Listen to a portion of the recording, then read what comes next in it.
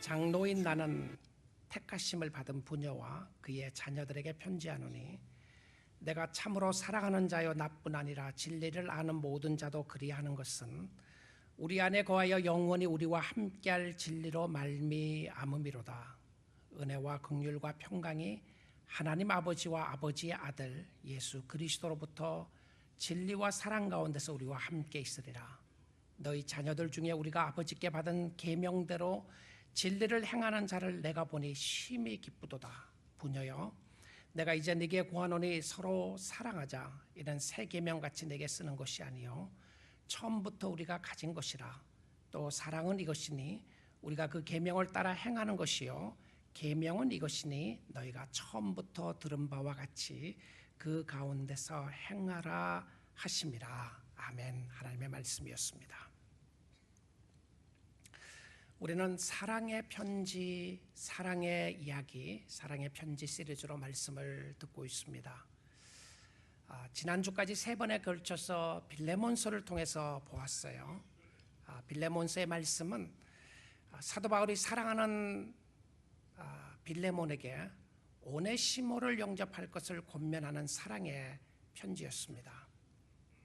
오네시모는 도망친 노예였지만 하나님의 섭리 가운데서 로마에서 바울을 만나게 되고 예수를 믿게 되었습니다. 그래서 그는 다시 빌레몬에게 돌려보내면서 그의 손에 편지를 주었습니다. 여러분, 우리가 잘못을 했으면 그 과거를 돌아보고 싶지 않을 때가 있습니다.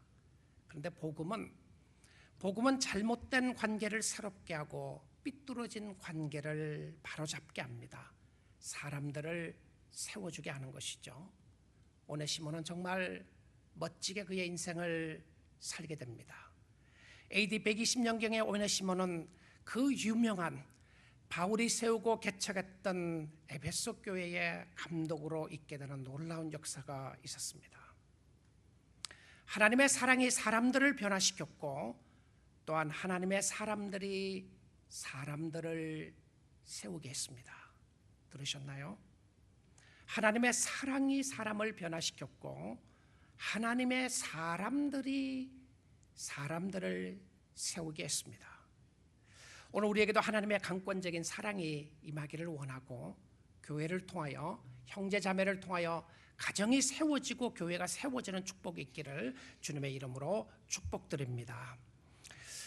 여러분, 하나님이 우리에게 사랑을 주셨다. 그것은 고통 중에 있는 사람들을 위로하고 힘들고 어려운 사람들을 도와주고 잘못된 사람들을 용서해주는 사랑이었습니다. 그런데 나에게 사랑이 있는가? 나에게 사랑이 있는가?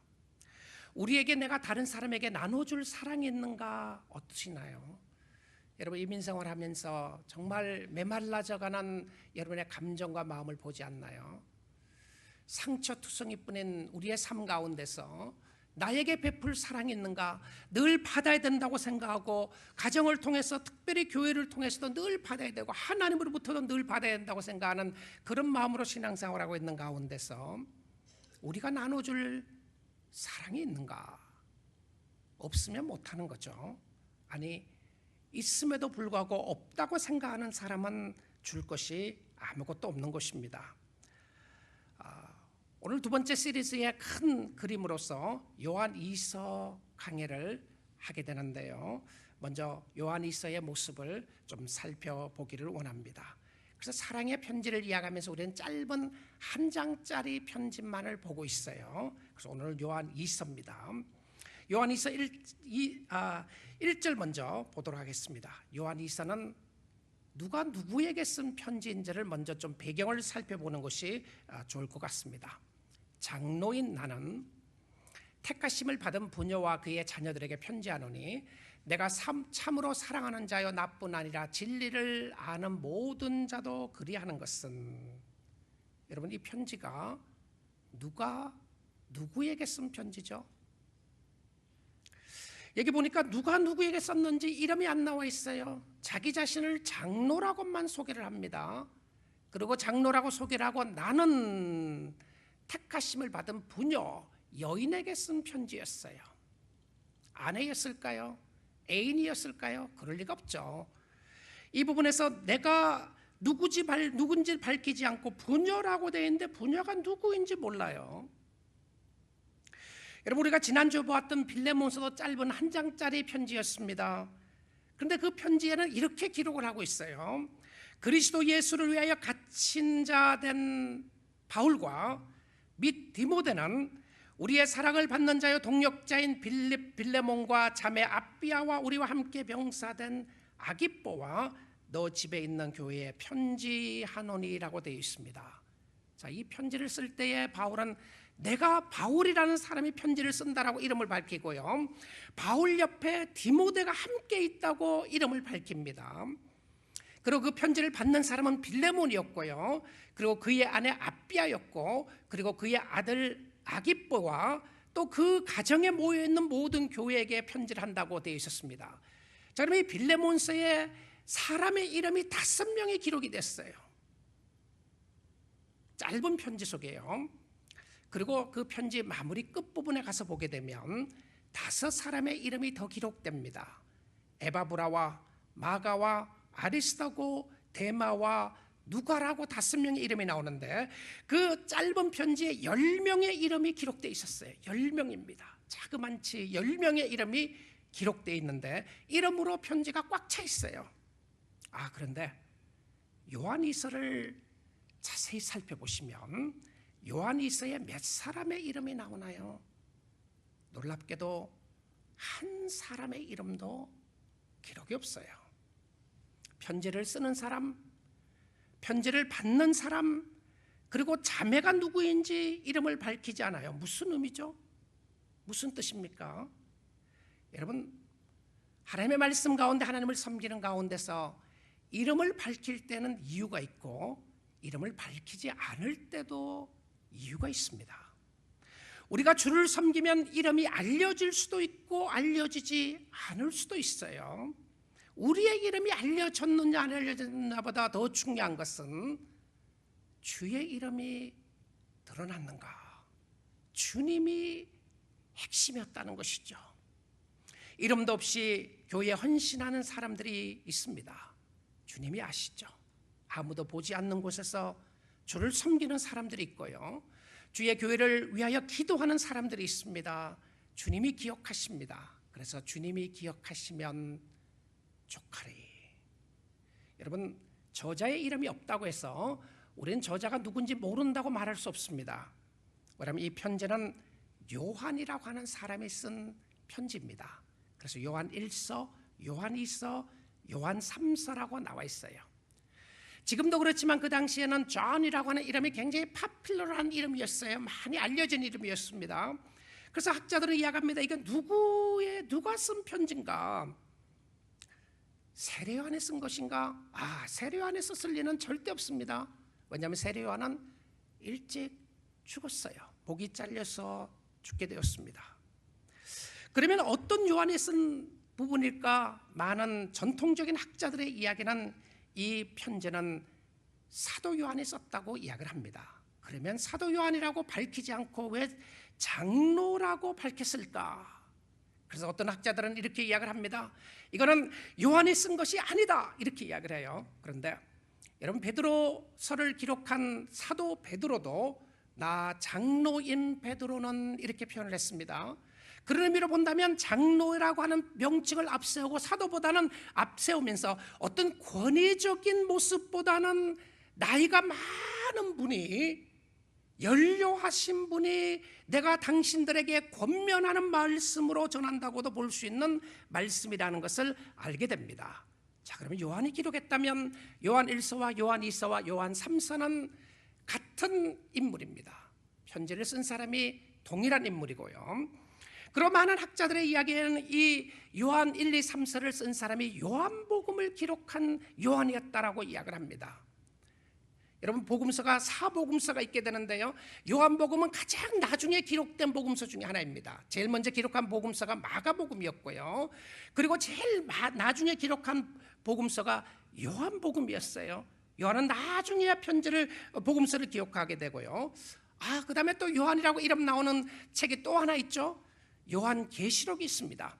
그리고 학자들은 요한계시록까지도 같은 저자라고 이야기를 합니다. 자, 그렇다면 저도 그렇다고 생각을 하는데요, 이것을 강력하게 주장했던 사람이 초대교회 비숍이었던 아레네우스가 그렇게 이야기를 합니다. 요한복음과 요한계시록을 같은 저자로 보고 또한 요한 1, 2, 3서도 같은 저자라고 기록을 합니다. 자, 그렇다면 만약에 같은 저자라면 우리가 배울 수 있는 부분들이 참 많이 있습니다.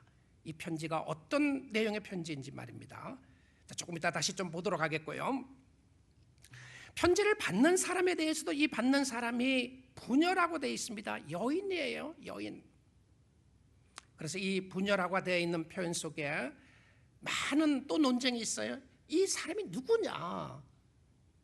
무명의 자매라고 나오고 있는데요, 이 무명의 자매 속에는 어떤 특정한 여인이었을 거라고 이야기하는 사람이 있고, 또 어떤 사람은 교회를 가리키는 것이다 라고 이야기를 합니다. 왜냐하면 교회는 여성적인 성격으로 이야기를 했어요. 그래서 교회를 히라고 하지 않고 쉬라고 이렇게 이야기를 합니다. 그 이유는 무엇이었냐면 예수 그리스도가 신랑이 되고 교회는 신부라고 하는 의미에서 여성적인 모습으로 교회를 사용을 했어요. 정확하게는 알 수 없습니다. 저는 두 가지 해석이 다 가능하다는 생각이 들고요, 그렇다고 하더라도 무리가 되지 않을 거라는 생각이 듭니다. 어떤 특정한 교인도 있었지만 그 교인과 함께 교회를 생각하는 부분으로 썼다고 할지라도 전혀 무리가 되지 않는 부분이라는 생각이 듭니다. 자, 그러면 요한이라고 하는 사람을 잠깐 살펴보면 좋겠습니다. 복음서에서는 사도 요한이라고 되어 있는데요, 이 요한이 누구였냐면 세베대의 아들이라고 먼저 소개를 합니다. 세베대의 아들인데 그에게는 형이 있었습니다. 그 형의 이름이 야고보였습니다. 형제가 같이 예수님의 제자가 되는데 예수님은 이들에게 별명을 하나 붙여주었습니다. 별명이 뭔지 아세요? 네, 우레의 아들이라고 하는 이름을 붙여주셨어요. 보아너게 우리의 아들이다. Son of Thunder, 우리의 아들이라고 그랬어요. 아마 성격이 굉장히 두 사람이 불같았던 것 같습니다. 예수님의 말씀을 전하는데 사마리아 사람들이 예수를 믿지 않는 거예요. 예수를 믿지 않으니까 이 요한이 하는 소리가 불을 내려서 예수님 저들을 다 태워버리면 좋겠습니다. 굉장히 과격했던 사람 같아요. 그런데 또한 이 제자 두 형제가 굉장한 열정을 가진 두 사람이었던 것 같습니다. 하루는 예수님께 이렇게 이야기합니다. 예수님, 주의 나라가 임하거든 하나는 오른편에 하나는 왼편에 앉게 해주세요. 이것도 조용히 예수님께만 이야기한 것이 아니고 다른 제자들이 다 있는 데서 듣는 데서 큰 소리로 했던 것 같아요. 그러니까 어떻게 했을 것 같습니까? 다른 제자들이 분을 냈다, 화를 냈다고 이렇게 나옵니다. 단순히 화를 냈다는 것뿐만이 아니고 아마 싸운 것 같아요. 도대체 너희 who do you think you are? 네가 뭔데 예수님이 나라가 임하면 하나는 오른편에 하나는 왼편에 앉으라고 말할 수 있겠는가? 아마 그런 생각을 했던 것 같아요. 이 싸우고 있는 제자들에게 예수님이 어떻게 그들의 마음을 진정시키셨는지 압니까? 이 말씀을 하고 진정시켰어요. 마가복음 10장 43절 44절입니다. 너희 중에는 그렇지 않을지니 너희 중에 누구든지 크고자 하는 자는 너희를 섬기는 자가 되고 너희 중에 누구든지 으뜸이 되고자 하는 자는 모든 사람의 종이 되어야 하리라. 이 말씀을 하시고 예수님이 유명한 대속에 관한 이야기를 합니다. 인자가 온 것은 섬김을 받으러 온 것이 아니라 섬기려고 왔다고 하는 말씀을 하게 됩니다. 그런데 예수님이 이 요한을 무척 사랑했던 것 같습니다. 예수님이 십자가에 못 박혀 돌아가시면서 자기의 육신의 어머니였던 마리아를 누구에게 부탁하는지 압니까? 요한에게 부탁을 합니다. 요한에게 부탁을 하면서 네 어머니처럼 잘 모시면 좋겠다고 요한에게 부탁을 해요. 그래서 요한복음에 보게 되면 또 이런 표현이 있습니다. 예수께서 사랑하시던 제자, 자기 자신을 가리켜서 이야기해요. 예수님이 특별히 사랑했던 제자라고 하는 표현을 쓰게 됩니다. 나중에는 그가 사랑의 사도라고 불려지게 되고 사랑의 사람으로 바뀌어지게 됩니다. 예수님의 12제자 가운데 가장 오래 산 사람이 요한이었습니다. 요한은 유일하게 순교하지 않고 AD 100년경에 죽은 사람이었는데요. 그럼 이 편지가 AD 90년에서 95년경에 쓰여진 편지라고 학자들은 이야기를 합니다.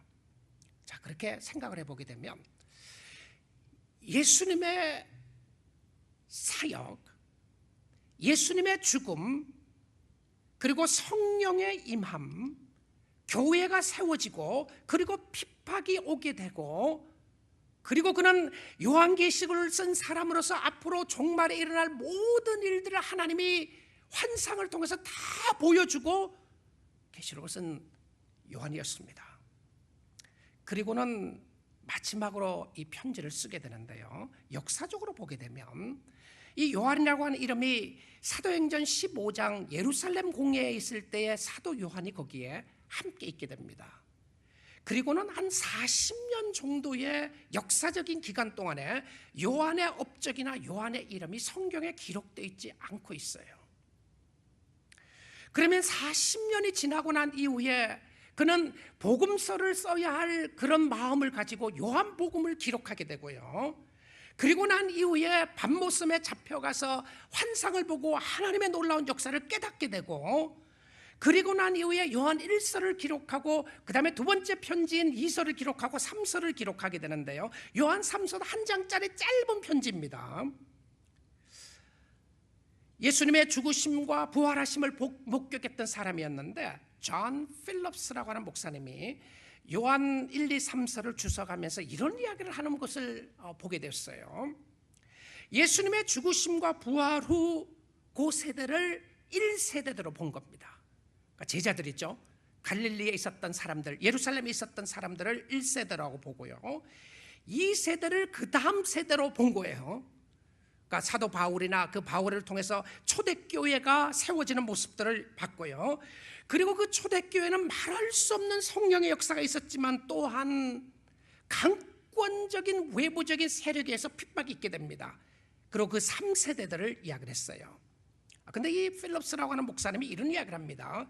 1세대들에게 필요했던 것은 진리에 대한 확신이 중요했고, 진짜 예수가 메시아였는가, 이것이 너무 중요했고요, 2세대에게는 1세대의 믿음이 진짜 믿음이었는가라고 하는 것을 생각하면서 믿음을 따라 사는 것이 중요했고, 3세대에 가서서는 진리에 대한 새로운 부흥이 필요했다, 이렇게 이야기했어요. 그래서 필립스 목사님이 이 표현을 썼습니다. A fresh revival, a fresh revival. 새로운 부흥의 역사가 필요했다는 거예요. 그래서 영어 단어를 이렇게 썼습니다. conviction, 첫 번째 세대 conviction과 그 다음에 두 번째 세대는 belief가 있고, 세 번째는 revival이 있었다, 이렇게 이야기해요. A fresh revival. 자, 오늘 우리가 이민교회를 생각을 하고 여러분의 신앙생활을 생각해 보시면, 내가 1세대 신앙을 가진 사람은 이제 예수 안 믿은 사람이겠죠. 2세대의 신앙을 가진 사람도 있고 3세대 신앙을 가진 사람들이 있는데, 여러분 신앙생활을 20년, 30년, 40년 했으면 정말 필요한 부분이 무엇이었냐면 fresh revival, 새로운 부흥의 역사가 필요했다는 거예요. 근데 그 새로운 부흥의 역사가 뭔지 압니까? 진리 안에서 행하며 서로 사랑하는 것이었어요. 저는 이번에 요한 2서 설교를 준비하면서 이렇게 강해 설교를 생각하지 않으면 요한 2서 설교를 하기가 쉽지 않는 부분이었어요. 여러분 요한 2서 설교를 들어보셨나요? 여러분의 인생에 잘 말하지 않는, 듣지 않는 설교일 수도 있겠죠. 저도 이 부분을 공부하면서 이 사도 요한에 대한 새로운 생각을 제가 가지게 됐어요. 바울도 위대했습니다. 바울의 편지도 위대하고 베드로도 위대한 사도로서 쓰임 받게 됐는데, 저는 이 사도 요한 생각하니까 가슴이 뭉클해요. 사도 요한처럼 한 세대에서 이렇게 많은 것을 경험했던 사람이 있을까? 예수님의 행적 모든 것을 보고요, 예수님의 사촌이었어요. 사촌이었던 이 요한이 모든 것을 다 보고 예수님의 제자로서, 그리고 예수님의 가까이 있었던 진짜 이너 서클 중에 있었던 사람 중에 하나였는데, 이것을 다 경험했던 사람으로서 고난을 보았고 핍박을 보았고 기적들을 보았고 성령의 역사들을 보게 됩니다. 그리고는 그가 90이 다 된, 90이 넘은 할아버지 목사님이 되었습니다.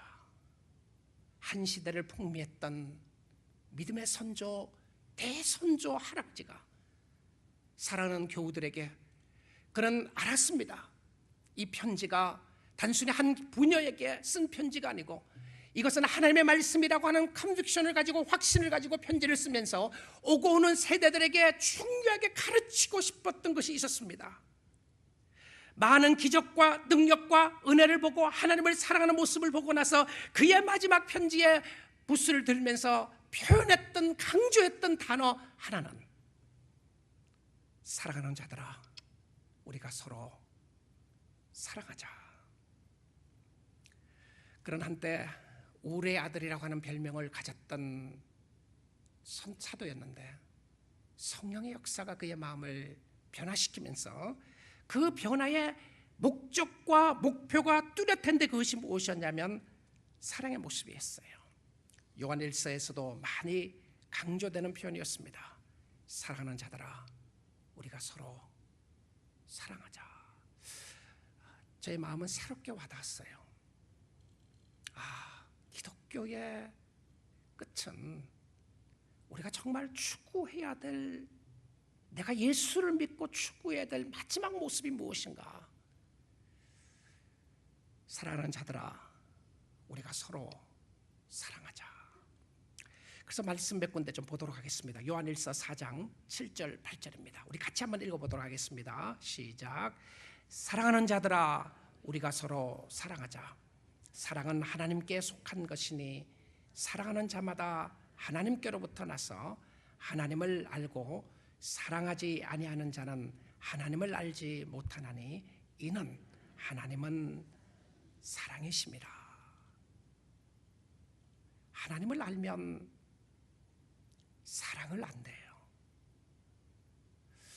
하나님을 모르면 우리는 사랑을 모릅니다. 우리는 이성적인 사랑을 말할 수 있을 것이고 도덕적인 사랑을 말할 수 있을지 몰라도 성경적인 모습 속에는 사랑이라고 하는 자체는 하나님께 속한 것이고 하나님으로부터 나는 자만이 사랑을 안다고 이야기합니다. 요한일서 4장 10절 11절을 제가 읽겠습니다. 사랑은 여기 있으니 우리가 하나님을 사랑한 것이 아니요 하나님이 우리를 사랑하사 우리 죄를 속하기 위하여 화목제물로 그 아들을 보내셨습니다. 랜섬이라고 하는 부분이죠. 화목제물로 그 아들을 보내셔서 우리에게 사랑을 보여주었다라고 이야기를 합니다. 11절입니다. 사랑하는 자들아, 하나님이 이같이 우리를 사랑하셨은즉 우리도 하나님을 사랑하는 것이 마땅하도다. 이렇게 안 돼 있어요. 사랑하는 자들아, 하나님이 이같이 우리를 사랑하셨은즉 우리도 서로 사랑하는 것이 마땅하도다. 내가 예수를 믿고 예수를 사랑하고 예수님의 은혜가 너무 큰데 우리 가정에는 사랑이 하나도 없다. 남편을 사랑할 마음도 없고 아내를 사랑할 마음도 없고 자녀를 사랑할 수도 없고 교회는 사랑이라고 하는 것은 볼 수도 없다. 이거 예수 아는 것 아닙니다. 성경이 이야기하는 사랑의 모습으로 보면 아닌 거죠. 하나님의 모습으로 봐도 이것은 아니었던 것을 봅니다. 그런데 왜 이런 모습들이 있게 되는가? 요한일서 4장 18절 19절을 보도록 하겠습니다. 우리 이 말씀도 같이 읽어보겠습니다. 사랑 안에 두려움이 없고 온전한 사랑이 두려움을 내쫓나니 두려움에는 형벌이 있습니다. 두려워하는 자는 사랑 안에서 온전히 이루지 못하였느니라. 우리가 사랑함은 그가 먼저 우리를 사랑하셨습니다. 하나님이 먼저 우리를 사랑해 주시면 성경이 이야기하는 하나님을 사랑하고 이웃을 사랑하는 사랑은 우리에게 없는 겁니다. 그런데 여러분이 예수를 믿다가 깨닫게 되는 놀라운 사실은 무엇이었냐면 사랑할 수 없을 것 같은 사람을 사랑하더라는 거예요. 내가 헌신할 수 없고 봉사할 수 없는 것 같고 내가 손해가 보는 것 같은데 성도들 보니까 손해보면서 기뻐하더라는 거예요. 이런 모습이 있는 모습이 무엇이었냐면 하나님이 우리에게 주신 사랑의 표현이었던 것을 이야기를 합니다. 사도 요한은 예수님을 보면서 하나님의 최고의 사랑을 깨닫게 되었고 그 사랑의 최고의 표현은 우리를 구원해 주시기 위하여 그리스도를 보내신 하나님의 사랑의 역사였습니다. 웬 은혜요, 웬 사랑입니까? 우리는 그 사랑을 받을 자격이 없다고 성경은 이야기합니다. 우리가 잘났기 때문에 하나님이 우리를 선택해서 사랑을 주신 것이 아니라 왜 줬는지 알 수 없는 사랑이 있다는 것이죠. 이 왜 줬는지 모른다고 하는 의미가 내가 사랑을 받을 수 있는 어떠한 자격을 가지지 않았다고 하는 이유에서 그것을 설명하고 있는 것이었습니다. 저와 여러분이 하나님의 사랑을 받을 수 있는 자격이 있어서 받았다고 이야기할 수 있는 사람이 아무도 없어요. 근데 이 사랑에는 뿌리가 있습니다. 그리고 이 사랑이 있으면 하나님이 선물로 주는 패키지가 있어요. 선물 패키지가 있어요. 그래서 요한 2서 2절을 보겠습니다. 우리 안에 거하여 영원히 우리와 함께할 진리로 말미암음이로다. 여러분, 사랑의 뿌리는 진리입니다. 사랑의 뿌리가 진리예요. 사랑과 진리는 두 기둥을 세우고 있는데요. 사랑은 진리며 진리는 사랑과 함께 오는 겁니다. 자, 이렇게 생각해 보시면 돼요. 나는 진리의 말씀을 잘 믿고 있고 나는 예수님을 잘 아는데 내 마음은 늘 차갑고 사랑의 마음이 하나도 없고 다른 사람을 늘 비난하고 비평하고 판단만 하고 있는데 나는 하나님을 잘 알고 있다. 그럴 수 없다는 겁니다. 그렇지 않다는 거죠. 사랑과 진리가 함께 오는데 요한 2서에서 보게 되면 사랑의 말씀 가운데 진리라고 하는 말이 4번 사용되고 있고요. 사랑이라는 말이 4번 사용되고 있고 그리고 행함이라는 단어가 3번 사용됩니다. 자, 그러면 오늘 여기 요한 2서를 보시면서 중심 주제가 뭐냐고 물어보면 사랑과 진리인데요. 그 사랑과 진리를 행하는 거예요. 행하는 거다. 진리의 증언자가 되면 사랑이 따라오는데요. 하나님의 말씀을 알고 깊이 묵상하는 자, 진리를 사랑하는 자는 사랑이 있는 사람이었어요. 사랑을 향하며 사는데요. 그래서 요한복음에서도 사도 요한이 진리에 대한 말을 많이 강조하는데 우리가 다음 주 시간에 진리의 말씀을 볼 텐데요. 요한복음에서 24번이나 진리에 대한 이야기를 합니다. 그리고 빌라도가 물었죠. 진리가 뭐냐? 진리가 뭔가? 예수님이 이렇게 고백하셨어요. 진리가 뭐냐고 이야기했을 때에 요한복음 14장 6절입니다. 예수께서 이르시되 내가 곧 길이요 진리요 생명이니 나로 말미암지 않고는 아버지께로 올 자가 없느니라. 이게 말이 되는 소리인가요? What is the truth? What is the truth? Who is the truth? 그렇게 묻지 않습니다. 우리는요. 어떤 사람이 진리냐 이런 질문 없어요. 진리가 뭔가? What is the truth를 물었는데 예수님의 대답은 무엇이었냐면 I am the truth. I am the way, the truth and the life. No one comes to the Father except through me. 나로 말미암지 않고는 아무도 오지 못하는데 I am the truth. 내가 진리다. 여러분, 세상에 어느 누구도 이렇게 표현할 사람이 없습니다. 진리는 이거다 이렇게 이야기하는데 진리는 나다. 근데 진리는 나다라고 하는 것으로 끝나지 않고 아버지께로 가고 싶으냐? 진리를 통하지 않고 생명을 통하지 않고